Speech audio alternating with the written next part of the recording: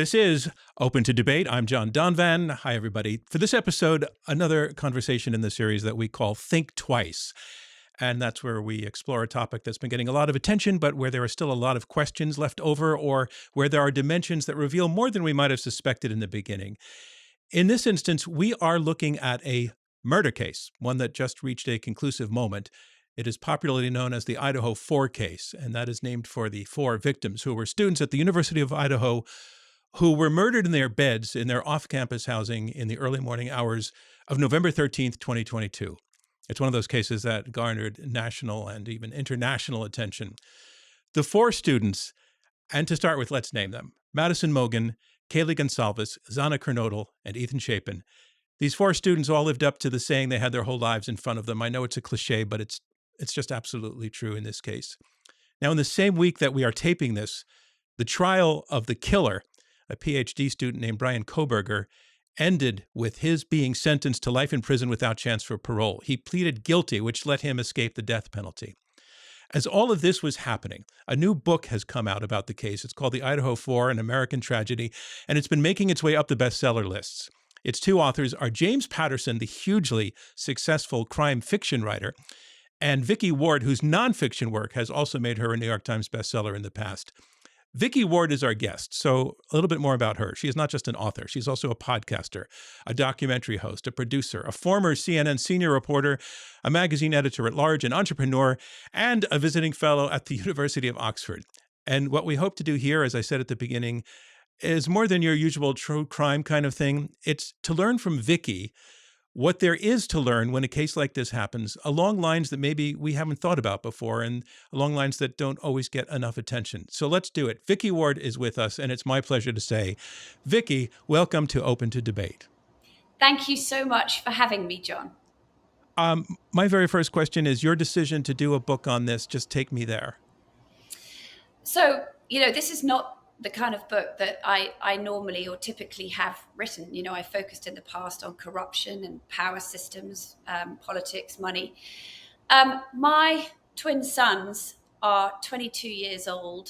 And at the time that the murders took place in November of 2022, they were in college. They are the exact same age as the victims. And the murders happened right before Thanksgiving, right when all sort of college kids across this country were coming home. And there was something so horrendous about the idea of a college student being murdered in their beds, that something about that just spoke to me. I was just winding up a podcast series about the Supreme Court, about the Federalist Society. And I'd been spent 2 years thinking about originalism and sort of wonky constitutional legal theories. And there was something about this story that was just so tangible and so gritty. And I happened to be on the phone to a friend of mine who runs James Patterson's business. And he said, well, what are you thinking you'd like to do next? And I said, there's something about these awful murders that I can't get out of my head. And I think I might do something very unusual and look into that. 2 minutes later, James Patterson phoned me and said, I hear you want to do the murders. There's something about this story that speaks to me as well. So why don't we do it together?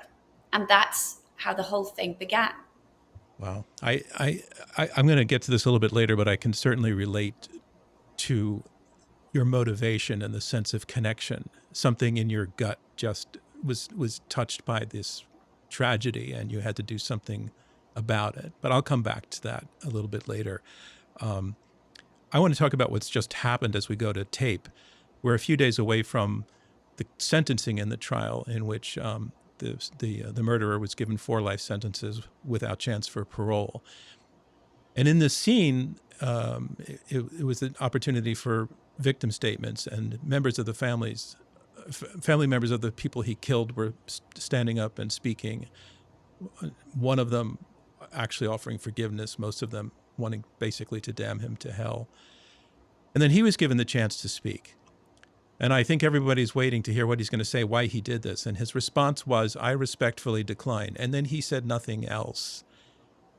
And I'm wondering how that struck you as somebody who went after this story to try to figure out what happened, to have him shut down any kind of glimpse into his motivation, into his soul, when he came up with those words, I respectfully decline.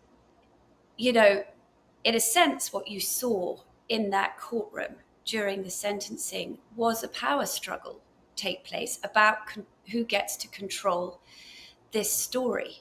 And what some of the families, I mean, there are divisions among them about this, have felt is that on the night of the murders, he took away their children in the most horrendous way possible.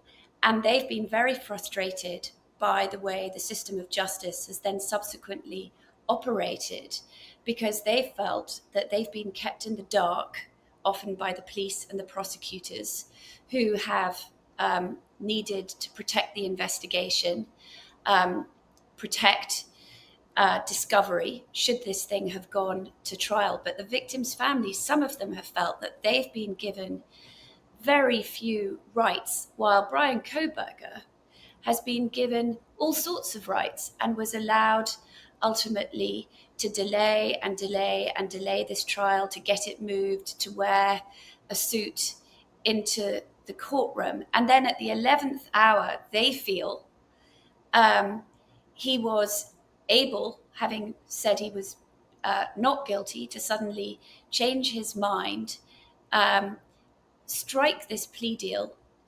One family in particular feels, without really consulting them, and their worst nightmare now is that he gets to go to prison, yes, for the rest of his life, but he then starts to write books, give interviews, and becomes the sort of superstar that they fear that he wanted all along. They fear that this was a performative act. This was a man who'd studied serial killers, who'd studied spree killers, who's well aware of the fascination that our society has with those kind of people. He's a very manipulative and academically clever man, and their worst fear was that he wouldn't be held to account in the courtroom.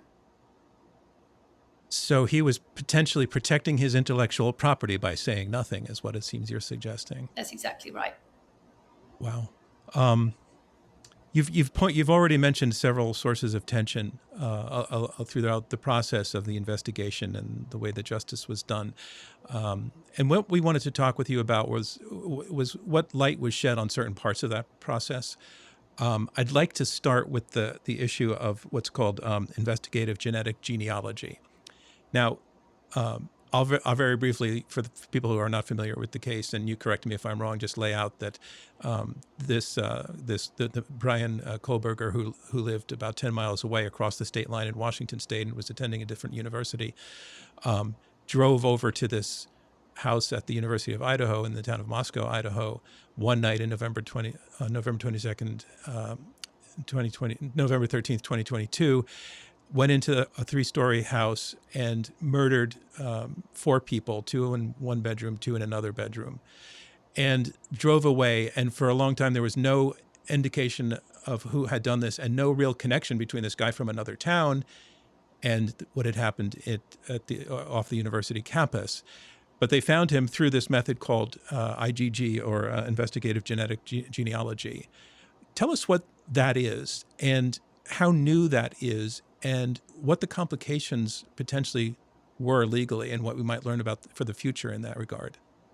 Right. So, John, what's fascinating, actually, what I think is laid out very clearly in the book, as we go through the tick-tock of the investigation, is how actually the DNA was really Bryan Kohberger's only mistake, that investigators really could not put together this just jigsaw puzzle until the labs used this technique, IgG, to reconstruct a family tree from the tiny speck of DNA that had been left on the knife sheath that was found by the bed of two of the victims, Maddie Mogan and Kaylee Gonzalez. So, to your point, investigative genetic genealogy is a relatively new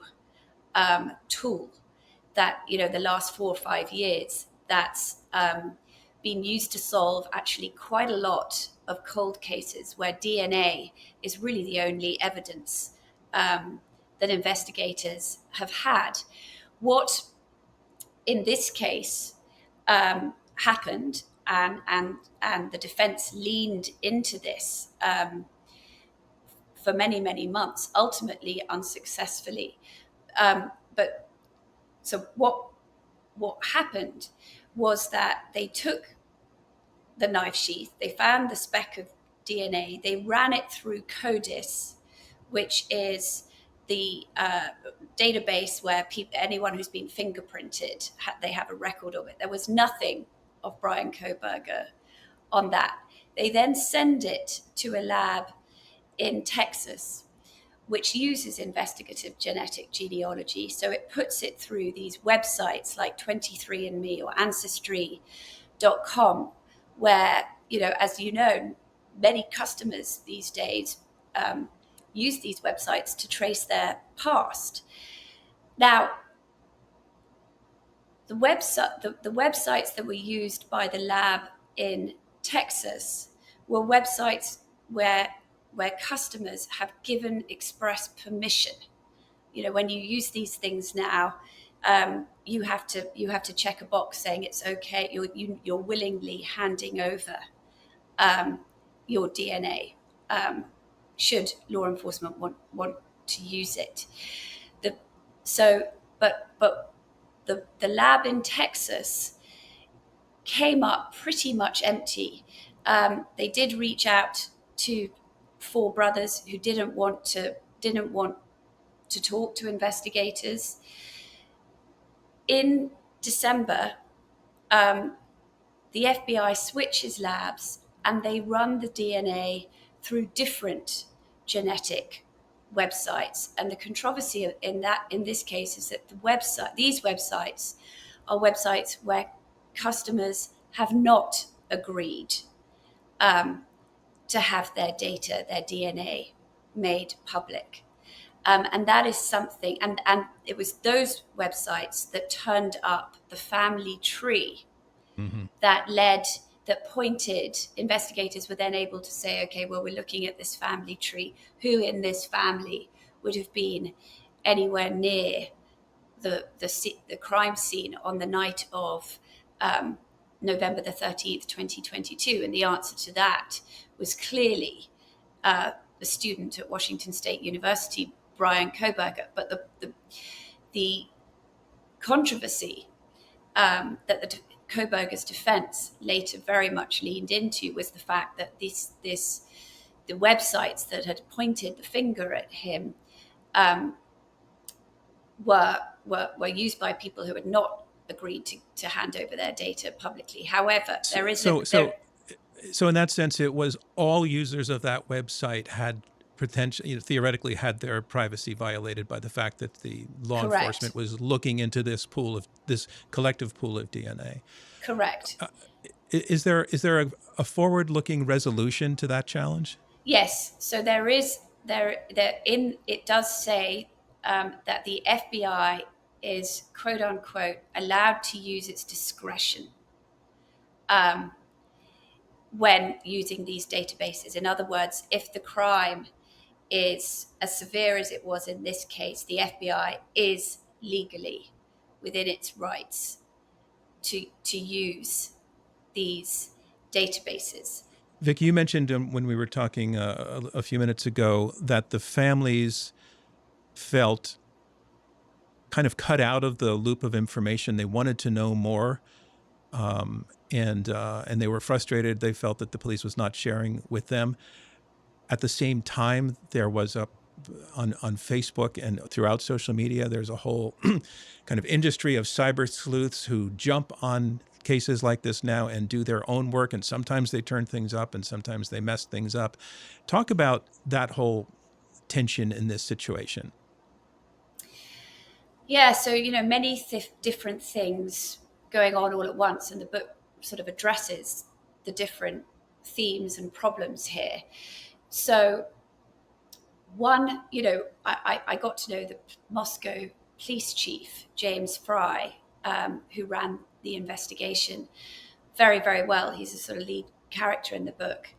And one of his great frustrations was that during the 6 weeks when they didn't yet have an arrest, the Moscow PD were made to look a little bit like the Keystone Cops because they were silent in the first few days of this investigation. There was a massive amount of media attention, a huge number of journalists descended on Moscow looking for answers. And as you just rightly pointed out, the online cyber sleuths went into hyperdrive, coming up with all sorts of speculative ideas and talking about drug cartels and love triangles and crimes of passion and pointing fingers at all sorts of people who'd had nothing to do with the murders. So James Fry said to me that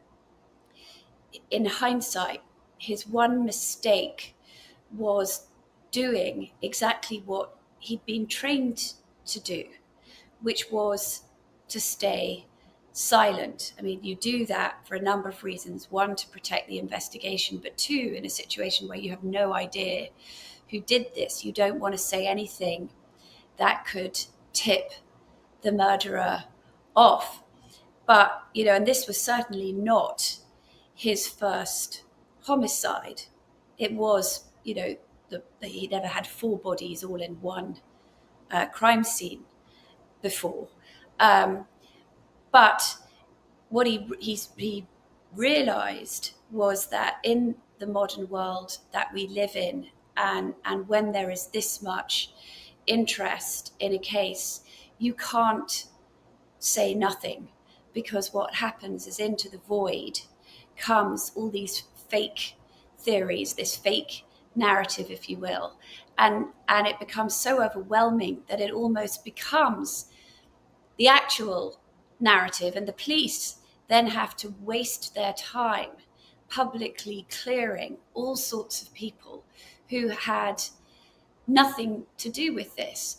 And meanwhile, you have the victims' families who are sitting there really knowing very little from the police. I mean, in the first 24 hours of the after this happened, all they were told, it took several hours in the case of the Gonzalez family to get a knock on the door. They already knew that something terrible had happened because they could see it on, their children all had cell phones. They were all seeing the police tape go up around the house. They sit there for hours in agony, and then they just get a knock on the door saying that their daughter is dead and so is her childhood best friend. But no more specifics than that. Let me ask you this in our framework of wanting to think twice. Having learned this, is there a lesson for police departments going forward about what they should do given the interests of the family, given the interest of solving the case and not letting too much information out, and given this kind of frenzy of kind of crazy offbeat leads that are flooding the zone as well? Well, so step one, I mean, James Fry, the police chief, would say if he had it all over again, he would have brought, they ended up, the Idaho State Police ended up bringing in a public information officer who coached him about exactly what needed to be said. And he would have brought that person in right from the get-go, and he would have been up on the podium controlling the narrative rather than letting all these people who really knew nothing control it. I mean, I think you raise an interesting point. He never suggested to me that he felt that the families should have known more from investigators. So, yes, I think it does raise questions about how to communicate better. And there was then, John, this very controversial issue that a local judge imposed a gag order on not the families themselves, but on all the investigators and on the attorneys who represented the families. And, that was on its way to appeal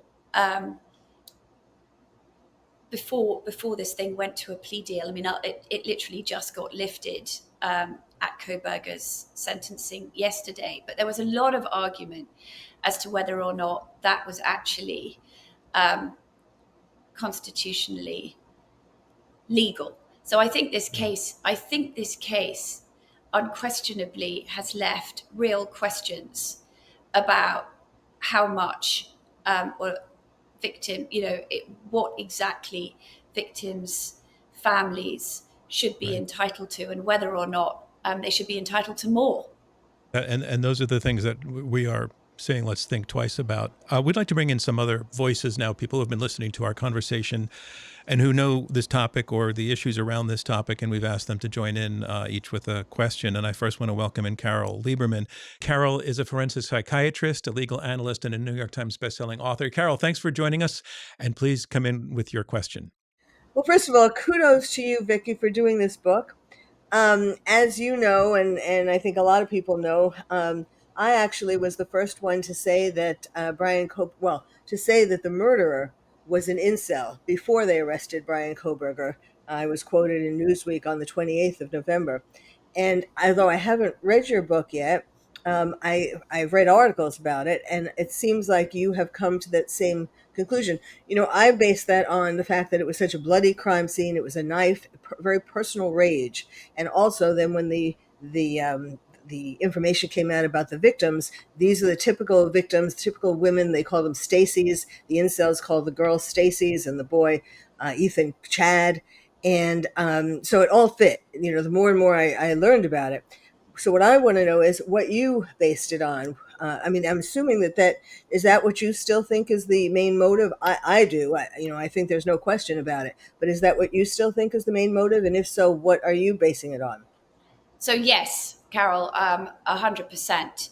And I'm basing it on several different things. So we know that Bryan Kohberger was a misogynist.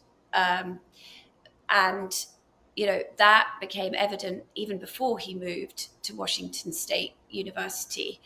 There were stories of him going to a bar on his way home from DeSales University, where he got his master's in psychology, and really harassing women in such a way that he was asked to never come back.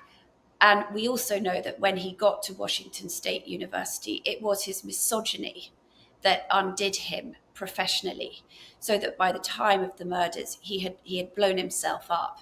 It was what he said to women and the way he treated women, stalking them, following them out to their car. He told a classmate he thought, women belonged in the kitchen and the bedroom. They had no place on campus. He graded women much worse than he graded men. He told this male classmate he could have any woman he wanted. He could walk into any place.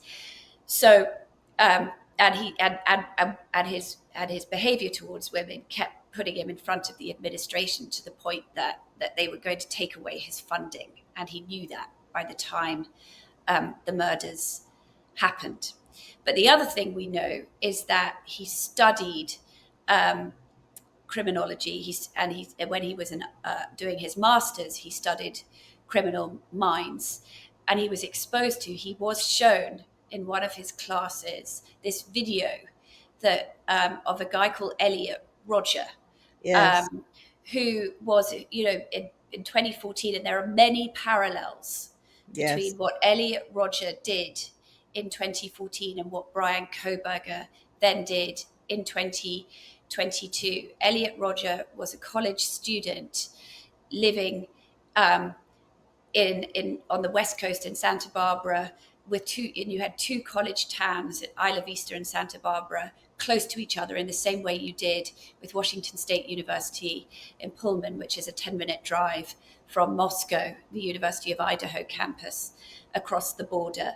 Elliot Rodger, just like Bryan Kohberger, was a loner, no friends, and certainly was a virgin, never had a girlfriend.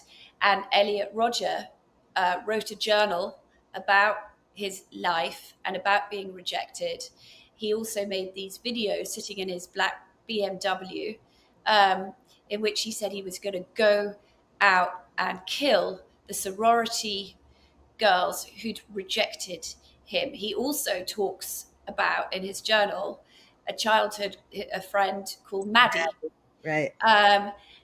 Who he's particularly vindictive about.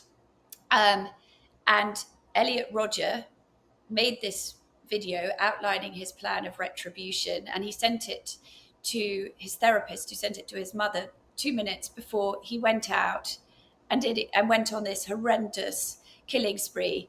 And then ultimately, as the police were closing in on him, he killed himself.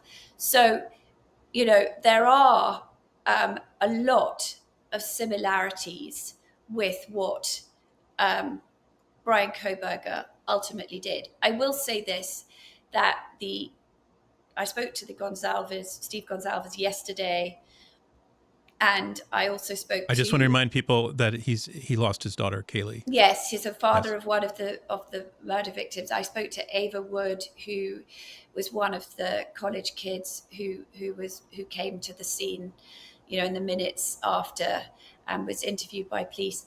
It is the belief of the friends and the families that Kohberger was targeting just one of the four, and that is Maddie Mogen. And the reason for that, even though the police have said that they can't find a connective tissue between Kohberger and the victims, but what they do know is that he went straight to Madison Mogen's room that night, and Kaylee Gonsalves had moved out of that house days before. So the chance that he was surprised to find two people in that bedroom is very high. We also know Vicky, I have to jump in on this answer because we need to get to some other questions. And Carol, I want to thank you very much for joining us and for your question. Next, I want to welcome Kristin Thorne. And Kristin is a 5-time Emmy-winning investigative journalist and host of Law and Crime Investigates and In Touch Investigates, and also is host of the Hulu true crime series Missing. Kristin, welcome. Thanks for standing by and listening to the conversation. And please come in with your question. Oh, it has been a fascinating conversation. Vicky, congratulations. I mean, you've done such an incredible amount of work here. My question for you, as a journalist, I believe that every person has a right to tell their side of the story. Listening to you talk about this belief, and I believe you, that Bryan Kohberger is trying to maintain the narrative. He wants to control it. Given what he has pled guilty to, from a moral perspective, I don't think he should have that right to control that narrative. But from a journalistic perspective, it does raise questions. We know under Idaho law, he will not be able to financially gain from his story. Any money that he makes off his story will have to go to the families. My question for you, do you think Bryan Kohberger should have the ability or the right to tell his side of the story? So I think it's an extraordinarily good and difficult question.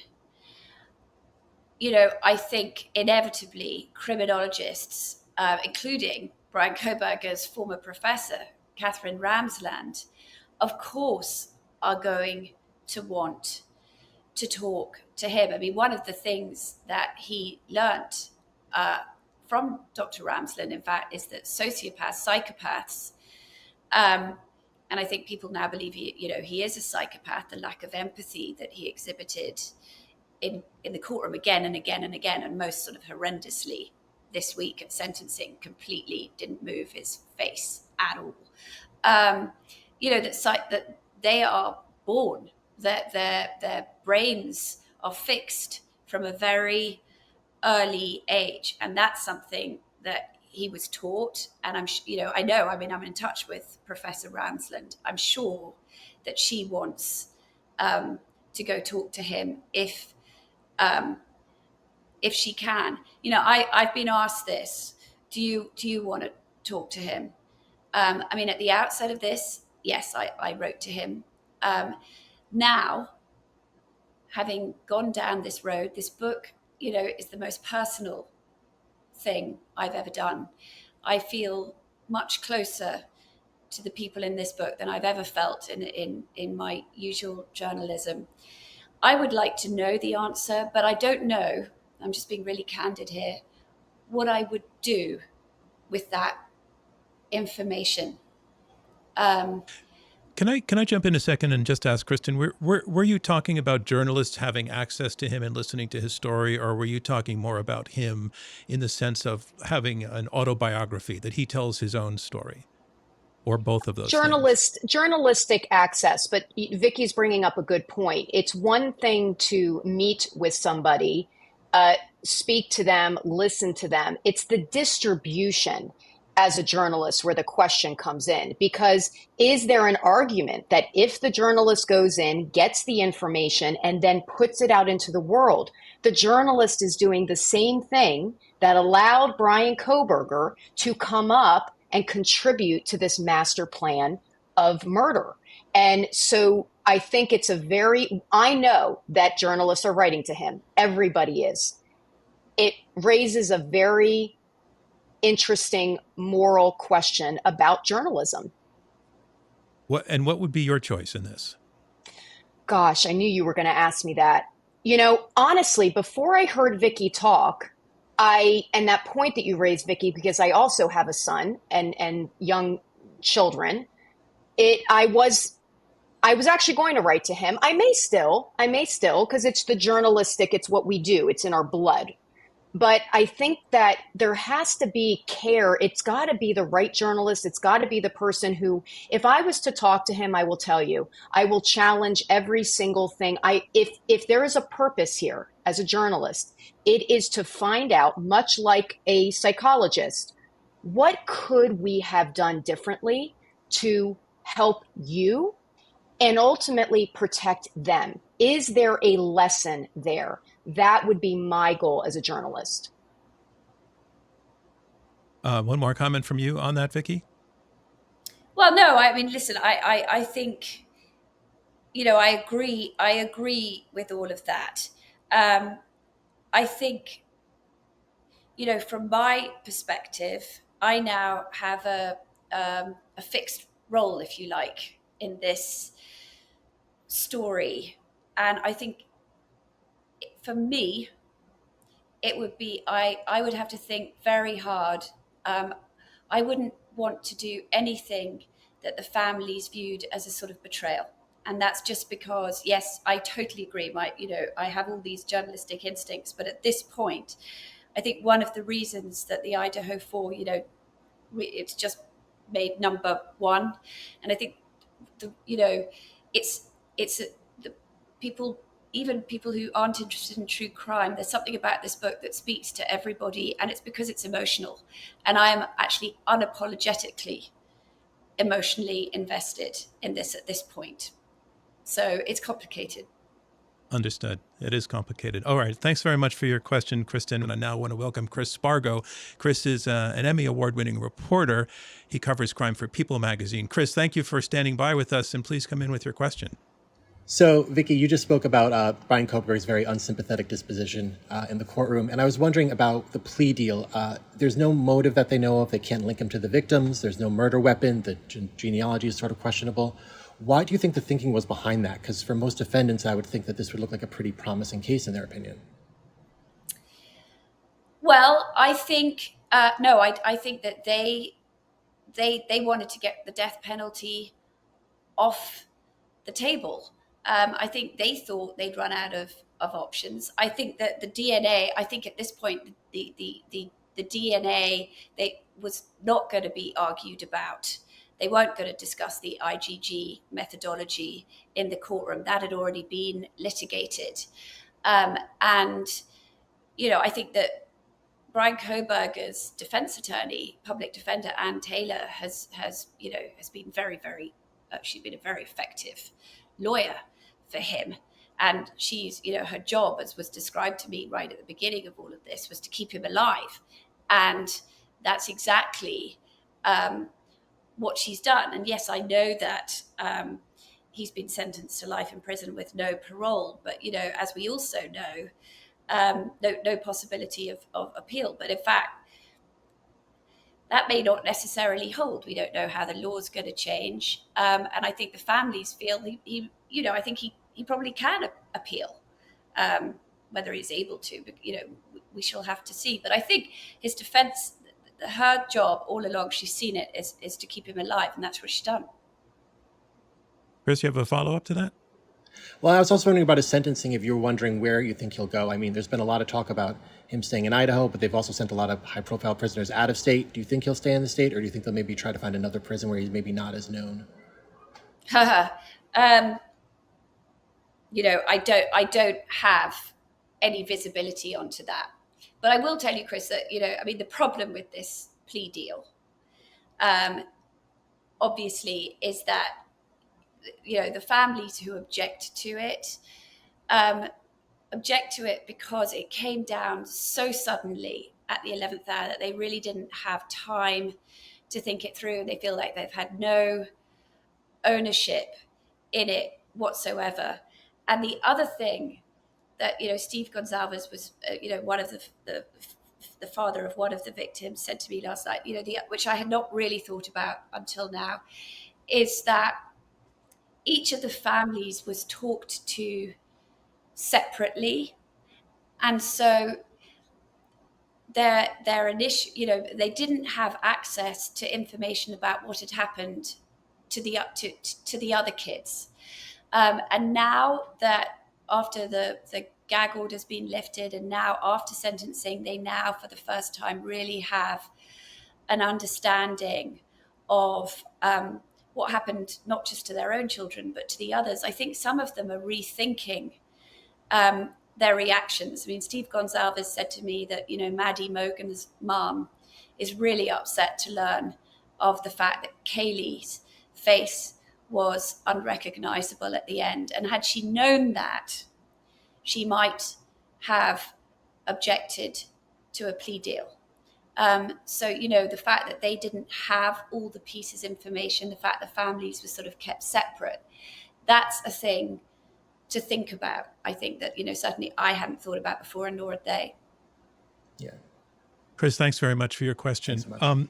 I'd like to bring in one more questioner. And as you know, a lot of people across the country follow this case and get very, very interested in it. And I'm bringing in one of those people, a young woman who has a degree in social work and recently finished an internship at the Women's Jail in Los Angeles. She also happens to be my daughter. Her name is Noah Donvan. Noah, thanks for joining us, and you've been listening, and please come in with your question. Hi, thank you so much. This has been really, really interesting, and I'm really glad to get to be a part of it. My question is, from the clinical and therapeutic perspective, we're hearing a lot more about the male loneliness epidemic. And given all of the research that you've done about Bryan and about incel culture, I'm wondering if you have any insight into what sorts of interventions can be provided to prevent cases like this happening in the future. Great question. So, first of all, we do know that Bryan Kohberger is on the spectrum. And we also know that his parents, his mother, who was a teacher, felt right from the get-go there was not enough support in the school system for someone like her son, that right there. And the book gets into the story of his only real friend, guy called Jeremy Saba, who was also had learning disabilities, and his mother was also a teacher. And so the two mothers talked from when their children were at a young age about the fact that schools don't support kids who are different, kids with learning disabilities. So there is that. A large chunk of Bryan Kohberger's sort of lonely formative years when he's studying criminal minds happens during COVID. And so again, you have a portrait of a guy who was nicknamed the Ghost right before COVID, because he had no social interaction with any of the rest of his class. He'd arrive, they'd see him holding a coffee in his hand.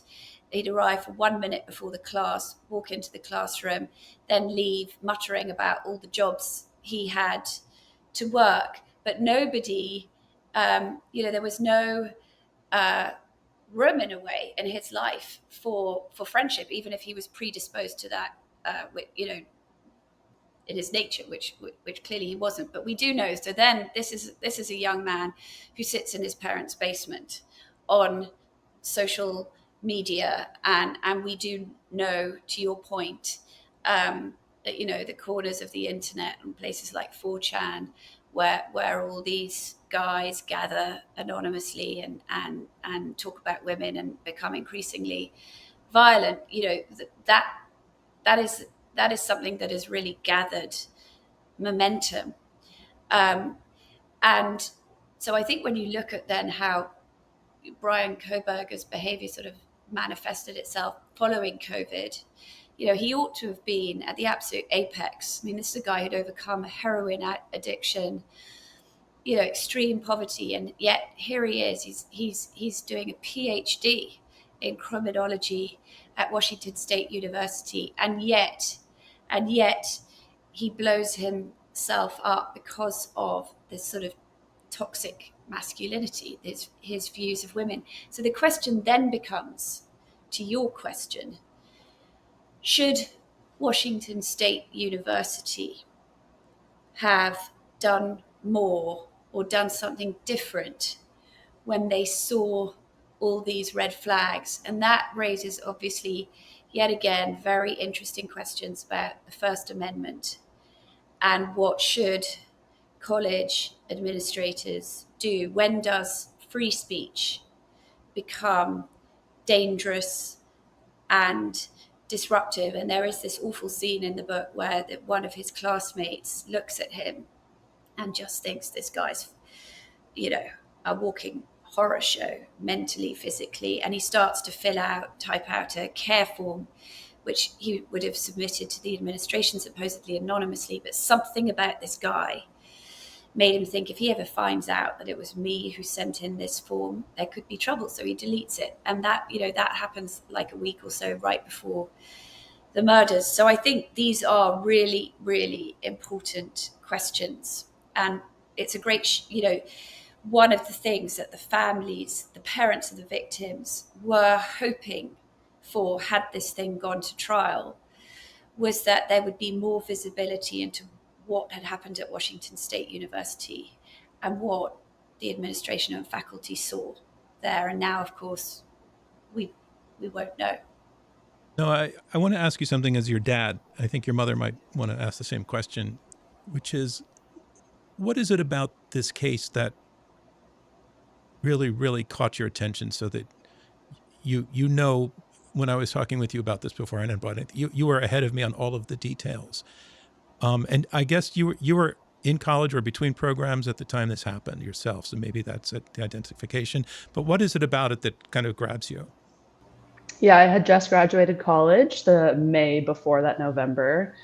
And I kind of exactly what you just said. I think it's the aspect of, it's 4 girls in a college house. I was one of 4 girls living in a college house that you usually leave the door unlocked, and people are in and out of the house because it's everyone in the house has friends around college and around campus, and we kind of have this open door policy of anyone can come in. There were many mornings that I would wake up early for work, and one of my friends would be leaving at the same time at 6 a.m.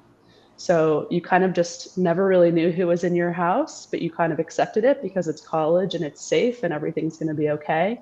And so being around the same age, kind of like what you were speaking about with your two sons, it's kind of it's chilling. It's a reality check of this very easily could have been me. This very easily could have been someone that I knew. It's an environment that is really familiar to me, that's really familiar to the people that I know and to my communities. I was studying psychology, so we were talking a lot about this stuff anyways. And so just kind of what everyone has been saying, it just really resonated. Well, thank you very much for that answer and for joining us and for your time. The fact that Noah took part in this actually might connect with the thing I was going to say, Vicky, that I wanted to get to. There was a case of college students being murdered in the University of Gainesville, Florida in 1990.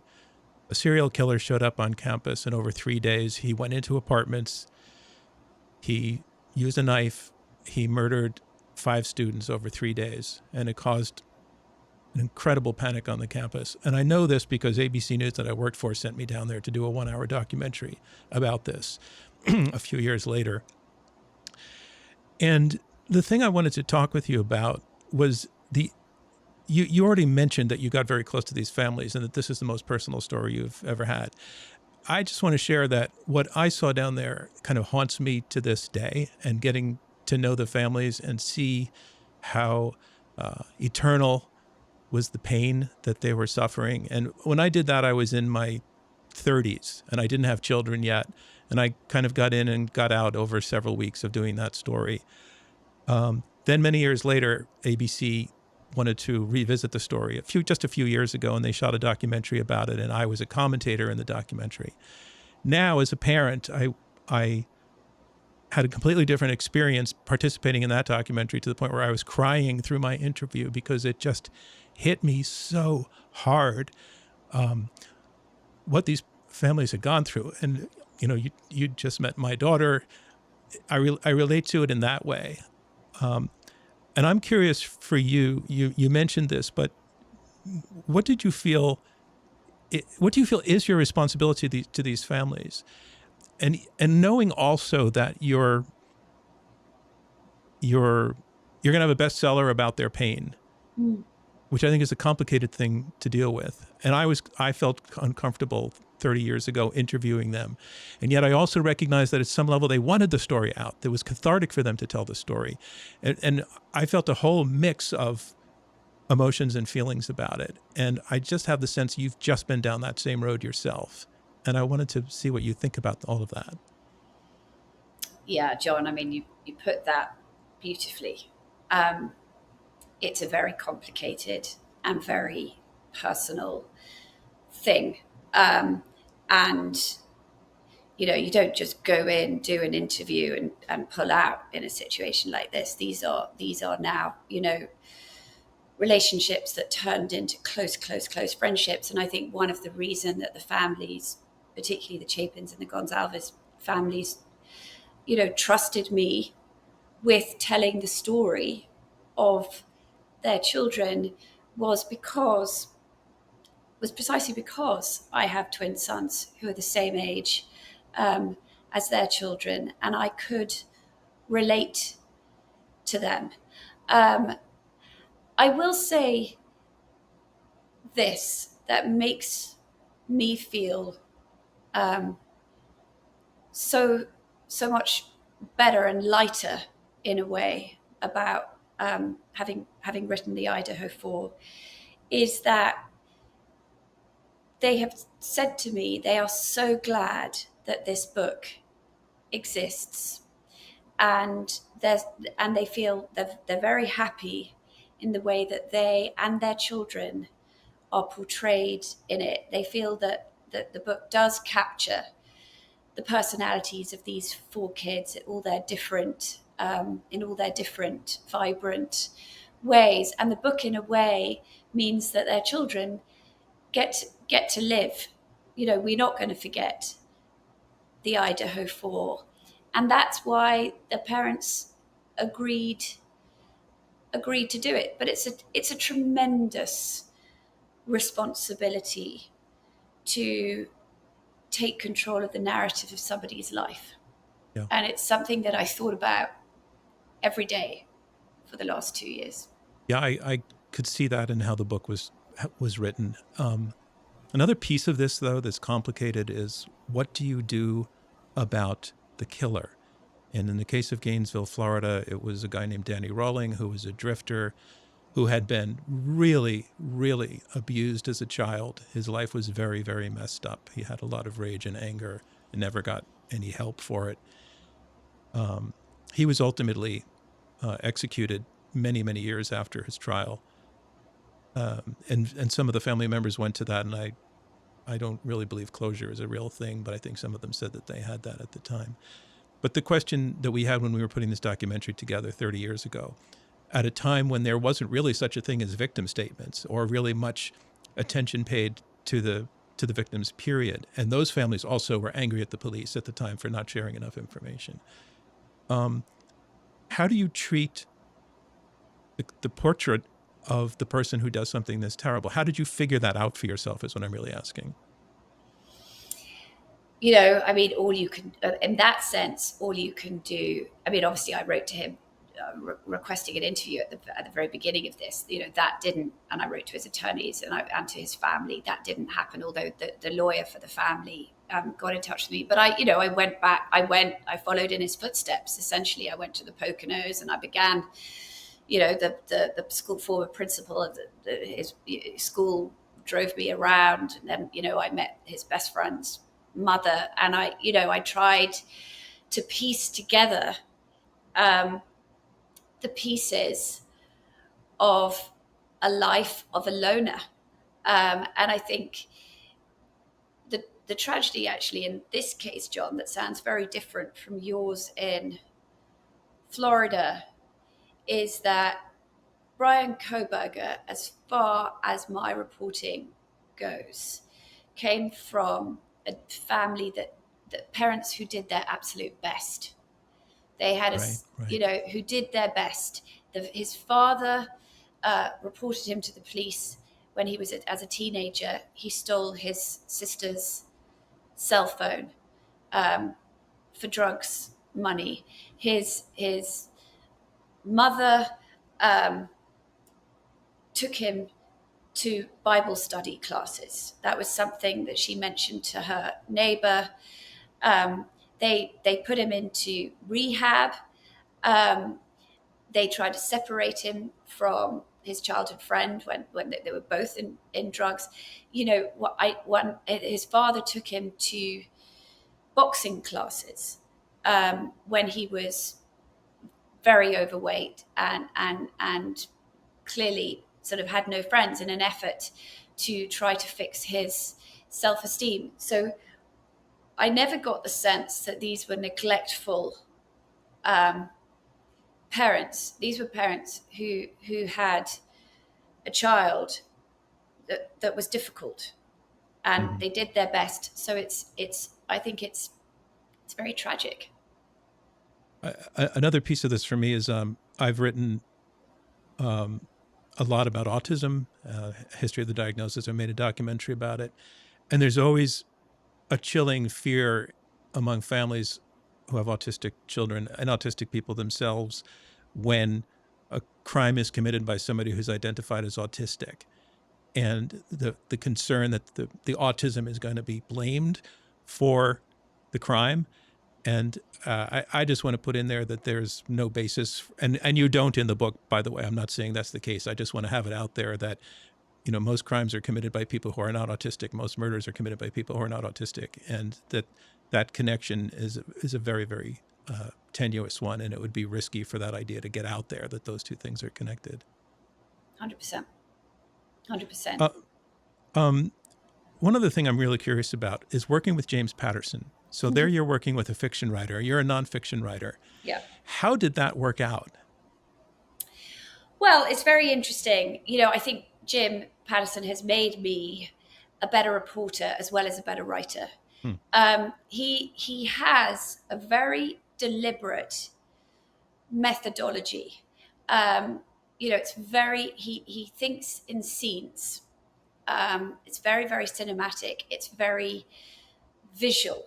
And so the answer to and we had a long chat right at the beginning. He had read my last book about Jared Kushner and the Trump administration. And he phoned me up and he said, look, I've read this, great. I get what you do. But that's not what either of us thought this book should be. We did have Truman Capote's In Cold Blood, very much in both of our heads. It's a book that I still find one of the most powerful books I think I've ever read. I know that now there's all sorts of controversy about, did he make stuff up? So that we were very clear we weren't going to make anything up for the Idaho Four, but we did want to write a book in which readers would feel that they were there in Moscow in the night of the murders, that you would know what it felt like to be the roommates in that house. You would know what it would be like to be the friends, the families. You would feel the difficulty that the police chief felt. You would understand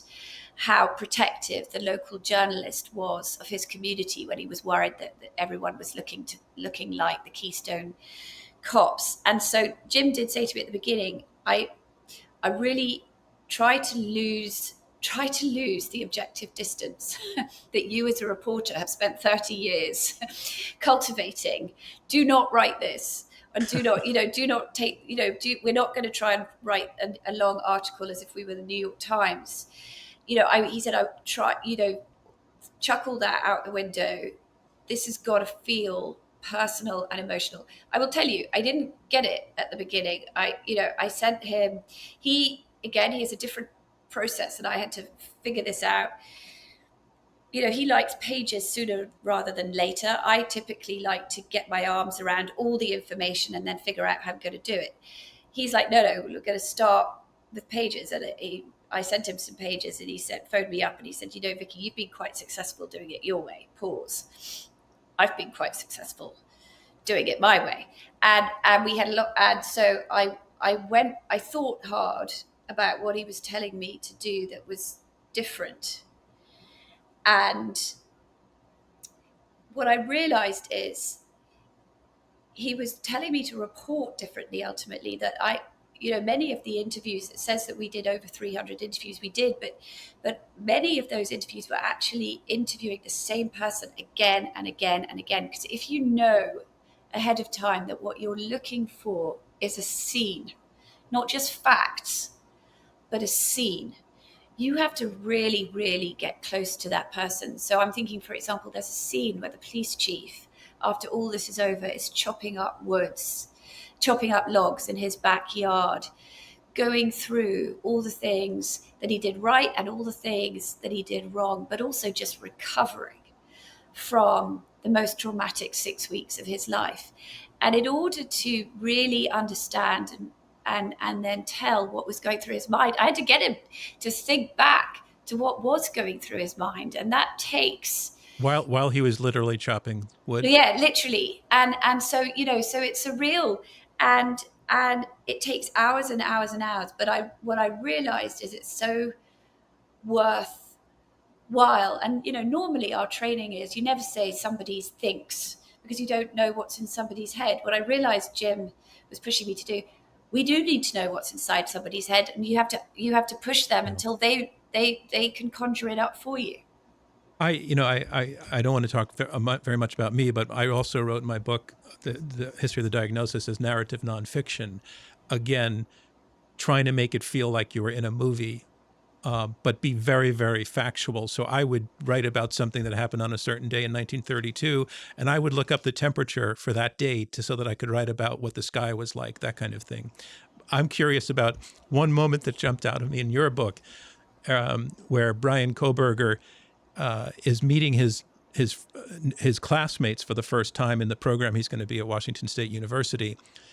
And the language you used was something like, they were sitting around holding cups of coffee and plates piled high with Panda Express. Yes. And then you talk about the stuff they talked about, and I thought to myself, wait, Panda Express, you must have nailed that fact in order to put that fact in there. Am I right about that? Yes. That was exactly one of those instances where I must have spoken to Ben Roberts, who is the sort of protagonist in that scene, maybe 25 times. And on the 25th go, he remembered Panda Express. And, and that's exactly what I'm talking about. So are the words yours or are the words James, or were you pushing it back and forth with each other? We pushed it back and forth. And again, you have to remember this was a moving news story where, at the outset, we thought that there would be a trial around the corner. And so we were just going to go as quickly as we could and do the best job that we could. But, Jim was expecting, to come to Moscow and sit with me through a trial. But, that the trial ended up being pushed back 2.5 years. So that didn't happen. So, the reporting is really mine. And I would come up with these scenes and, he'd get on the phone to me and we would chat. And, as I say, I really learned a huge amount from him. And in addition to the writing experience, to wrap things up, what do you take away from the whole experience of knowing what happened, knowing why it happened to the extent that we know, knowing the families, knowing the price that was paid? What do you walk away from all of this with in addition to a best-selling book? I think that, we've seen in this book, I've seen the worst of humanity. I've seen, I feel like I've got close to these parents who most people's absolute worst nightmare, the worst thing that can happen to you, that not just the loss of a child, but the unfathomable, brutal, visceral loss of a child has happened. So I've seen the worst of humanity in this book, but I have also seen the very best. And the sort of the resilience of the families, the resilience of the friends, getting to the people of Moscow opened their arms to me and they trusted me. And, that place now holds a special place in my heart. And, so I hope that people, you read the book because unspeakable evil happened in it, but there's also great good. And I think that, one of my great takeaways actually from the sentencing this week was, Kohberger remained pathologically immovable throughout, but nobody else did. And that's really the bigger point at the end of the day. Vicky Ward, your book is called The Idaho Four, An American Tragedy. Thank you very, very much for joining us. You really helped us think twice about many, many aspects of what normally would just be called true crime. You took it to a different place for us and did help us to think twice. Thank you so much. Thank you so much for having me, John. And I also want to thank everybody who joined in with their questions. So thank you to Kristin and Carol and Chris and Noah. And a big thank you to you, our audience, for tuning into this episode of Open to Debate. Thanks so much for listening. As a nonprofit working to combat extreme polarization through civil debate, our work is made possible by listeners like you and by the Rosencrantz Foundation and by supporters of Open to Debate. Robert Rosencrantz is our chairman. Our CEO is Clay O'Connor. Leah Matho is our chief content officer. Elizabeth Kitzenberg is chief advancement officer. Andrew Lipson is head of production. Michelle Debrasini is our director of marketing. This episode was produced by Alexis Pangrazi and Marlette Sandoval. Editorial and research by Gabriella Mayer. Max Fulton and Julia Serkin provided production support. The Open to Debate team also includes Annalisa Cochran, Gabrielle Iannicelli, Rachel Kemp, Eric Gross, Linda Lee, Mary Regis, Katy Perry, and Tom Bunting. Damon Whittemore mixed this episode. Our theme music is by Alex Clement. And I'm John Donvan. We'll see you next time on Open to Debate.